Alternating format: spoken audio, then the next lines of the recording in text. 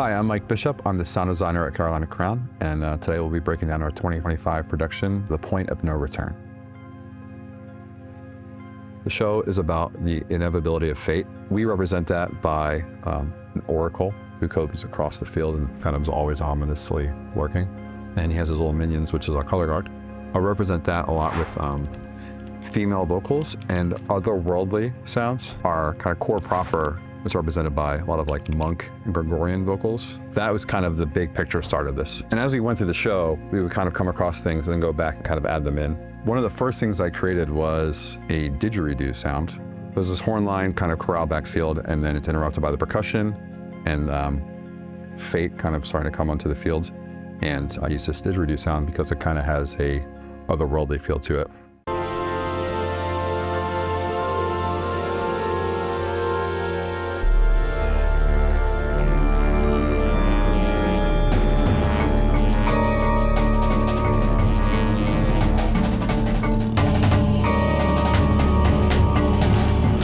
I really like that sound. It kind of is visceral, and I think it works well in that moment. It's also a nod to the first year that we had synthesizers in drum corps in 2009, and at Carolina Crown, Andrew Marforth, who was the arranger and sound designer at the time, chose a didgeridoo sound for one of the parts of their show. And so it was kind of a cool nod for me being my first year here and being a part of the organization back then. I also mixed that with a Tuvan male Tibetan kind of throat singer that's in there, and some other kind of eerie ominous patches from Omnisphere, which is a third-party synth VST. Got a ton of stuff in there, great vocals, great bass sounds, and I was just kind of going through the human sounds. There's a lot of human elements of the show.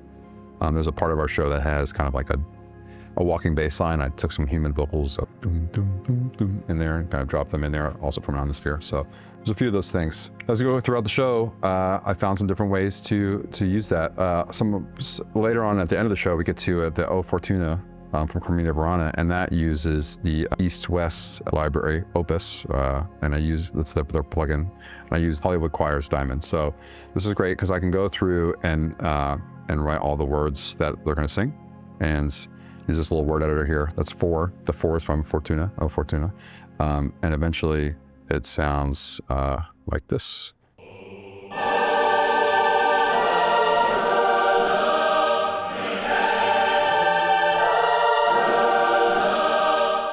So I took the original lyrics from Carmina Burana, O Fortuna, and applied it to our arrangement of this, which is pretty true to the original, but of course there are some different harmony things that happen. So I had to go through and find each vocal part and each horn line part and kind of match all of that up. Chop up all the vocals, make it happen. So when you watch the show, the horn line is over on side 1 playing that, and then we've got the vocals kind of panned to side 2. So you get the directional thing of the horn line, you get this kind of stereo effect where you hear the bit of the vocals in there. The horn line is still definitely the main musical focus there, but you get that underlying choir sound as if you were to see the piece performed in a concert hall with the full choir behind the orchestra, right? There's another one that I use kind of throughout the show, Cantus. It's like for contact, the third-party contact library, and it's really great. They recorded some Gregorian monks essentially, and this is awesome. So it's got the monks as they are.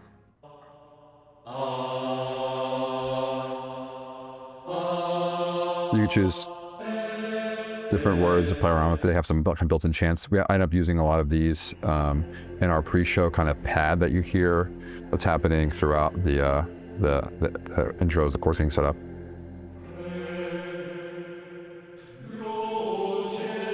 That's the very last thing you hear before the horn line comes in, is this F3 right here in this library.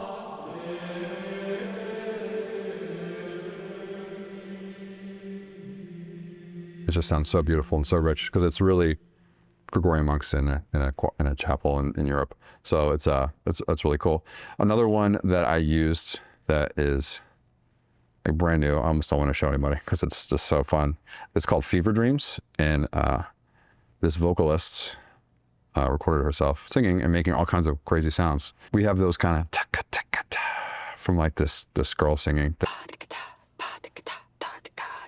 And you can set the speed and so I think I use it somewhere around here. Maybe that's something like this. You'll hear this in like one of the transitions into the third movement. You'll hear some of this too. So I use these whispers throughout things, and she's got like a great library full of all kinds of stuff. So Fever Dreams is how we did all those transitional moments. Again, it's like this kind of like female chantress, and it's almost kind of tribal feeling that really captures like the essence of like these like weird fate minions that are out there lurking, trying to pull in the drum corps. I like to support a lot of those moments with like kind of environmental sound. So I use this kind of windy ether sound, I call it. I use this a lot. Just kind of got some wind in there. And it's just a nice underlying, gives it a sense of space. I do that throughout the show in those transitional moments. You know, you don't want to get in the way of any of the sounds that are going to be happening with it, but finding ways to create an environment can be really, really helpful to give it a sense of like place and realism. One of my favorite samples is the end of part 1.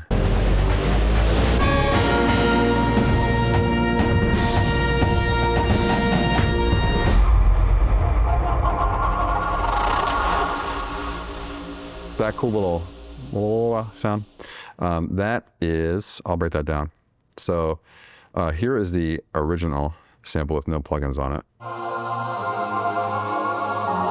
So that is the O Fortuna part of this opening. It's like the little quote of O Fortuna that's in our opening.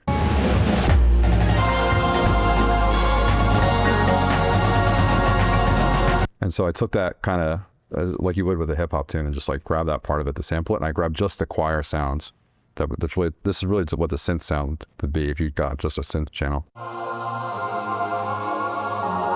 I took that and I put some EQ from a great plugin that I love called the Split EQ, which is mute by Eventide, and you can split tonal information and transient information. And I got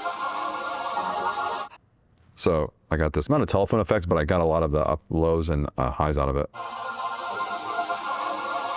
I gave like a kind of a whirly effect. And then from there, I added one of my favorite plugins called Fan. It's made by Audio Hertz. And I did some automation on it. It recreates the idea of like this fan that you had when you were a kid at your grandparents' house that you were like talking to and make funny sounds with. You get to basically like run music through there. And so I have that fan. I use automation tools here in Logic to make that fan speed up and get a little bit, dealt with some saturation. There's another cool plugin from Audio Hertz called AC, which looks like your old like 1990s Honda Civic air conditioner. This is a saturator. And again, same kind of thing. I did some automation on that to make some saturation kind of come up. So that's what gives it that gritty tone at the end, is this going from kind of cold to hot on the saturation. And then Logic in MainStage really just launched this new Quantec simulator from the famous Quantec reverbs, and one that I really love that I use a lot is Arena, which is like really big, but this one is called Wavy Room, and it's just one of those like cool effects reverbs that again gives it this like just a neat sound.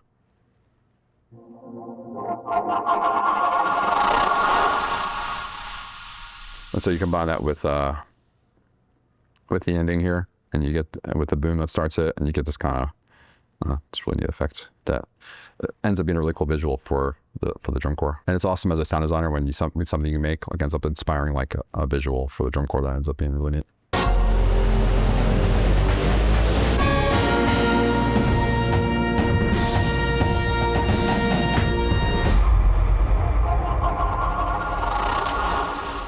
Yeah, so it's kind of how that goes.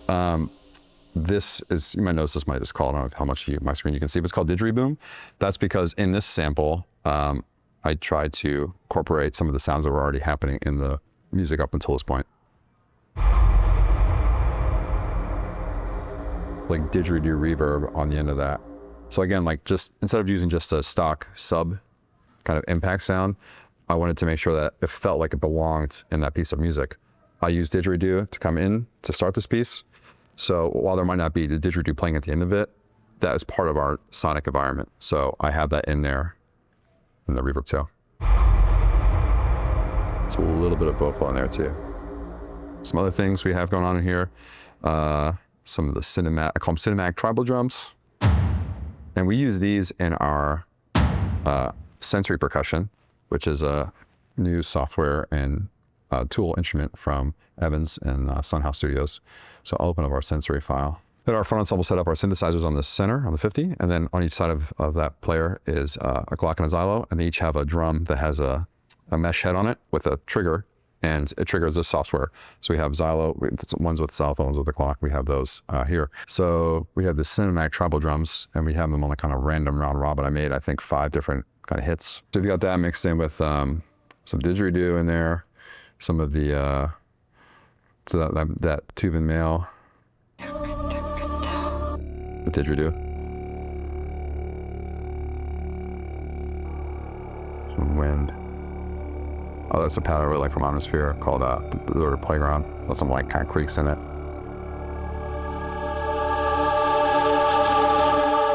And then there's that pseudo Connor calls I call it from Fever Dreams.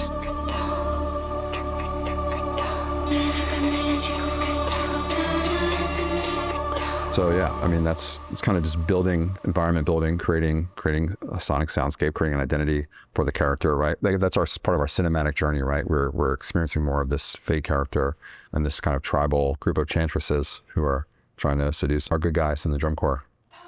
Here's another one. And this is really cool. Cliff Walker is our front ensemble ranger, acoustic front ensemble ranger, and he got to write to this, and it turned out really, really neat how he did it.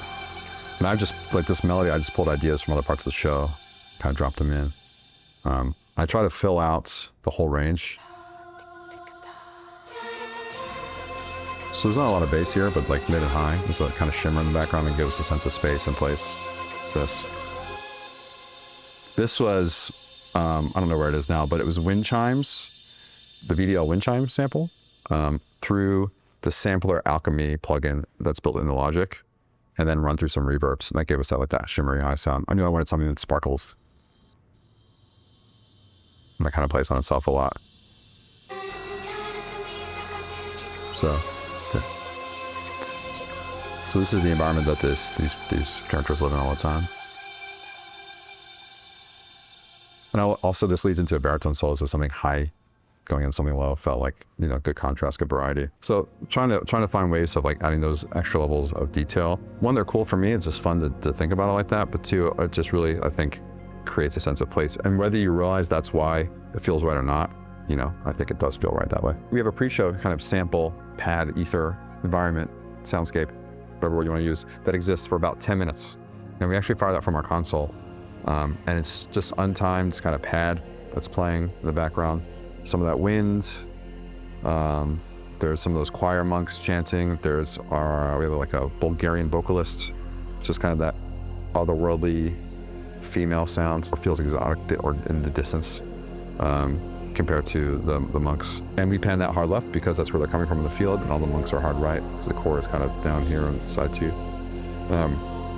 And we've got that shimmery ether under the winds. We've got this kind of F just going underneath because that's the key the chore's going to play in.